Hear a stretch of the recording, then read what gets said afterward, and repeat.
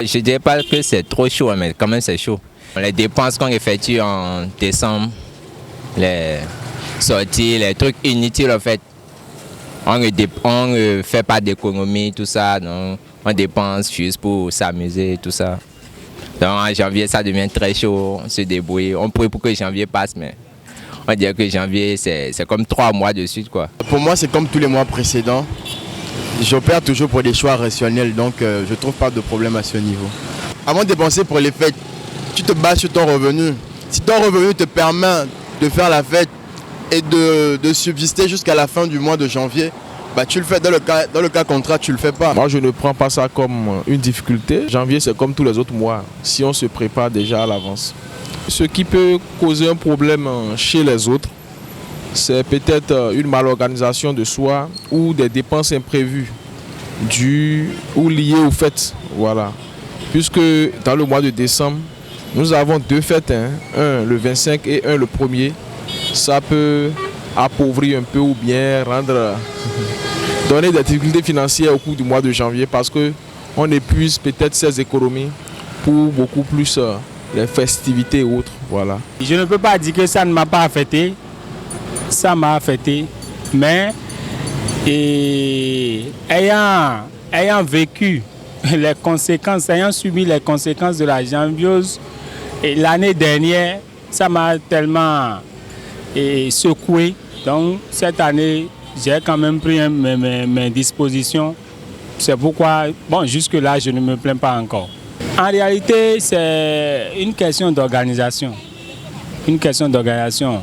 Parce que et on a tendance à s'organiser sur le plan travail et autres, mais financièrement, aujourd'hui, c'est un peu compliqué, c'est un peu difficile. Beaucoup de personnes n'arrivent pas à s'organiser.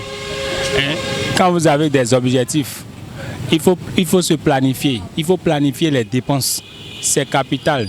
Sinon, à un certain moment donné, vous aurez vraiment de sérieux problèmes. Janvier, c'est un mois comme tous les autres mois. Et on est dans nos activités de tous les jours. Bon, certains, c'est vrai, ont l'impression que le mois de janvier est long, mais moi, je ne vois pas ça de cette envergure. Par exemple, si je suppose que je suis salariée, en décembre, j'ai déjà fait la majorité de mes achats. Mon époux, arrivé à la maison, a déjà fait la majorité des achats. Donc, on a tenu compte de tout ce qu'il faut, tout ce dont on aura besoin dans le mois de janvier, et ça a été fait en décembre.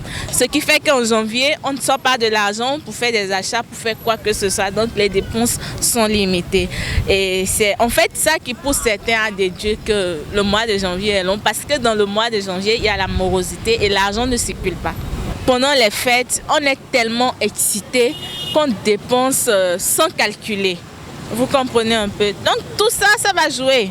Ça va jouer. À la longue, il n'y a plus le financement nécessaire. Les poches ne sont plus pleines. Donc le peu qu'on a, on essaie de gérer pour aller au boulot, pour revenir, pour aller à la boutique, pour revenir, tout et tout. Donc ça fait que chacun pense que l'argent ne circule pas. En fait, ça dépend de la mentalité, du mindset de chacun. Les fêtes, c'est les fêtes. On peut essayer de fêter dans la joie sans tout autant faire des dépenses exorbitantes. Ces derniers temps, vraiment, c'est chaud. C'est tellement chaud. J'ai dépensé, j'ai fait des dépenses et ça dépasse mon entendement, en fait. Pourquoi? Parce que tu es vivant et tu es en bonne santé. Tu dois vivre, tu dois fêter cette joie. Vous voyez, non? Ce qui fait qu'on déborde. Déjà, si tu sais déjà que le mois là, c'est un mois qui fait vraiment souffrir, il faut faire des prévisions. Moi, je n'ai rien senti en janvier parce que j'ai fait mon programme. Je sais de quoi, combien je gagne, combien sort de ma poche. J'ai planifié toutes mes sorties. Donc, personnellement, moi, je n'ai pas le problème de janvier. Il ne faut pas faire plus que ce qu'on gagne. Il ne faut pas faire plus que ce dont on est capable. C'est-à-dire, si tu sais que tu ne gagnes pas trop, le jour de fête, si c'est 5 000 que tu as, si c'est 8 000, si c'est 10 000, tu réserves ça pour faire la fête. Il ne faut pas aller faire des prêts.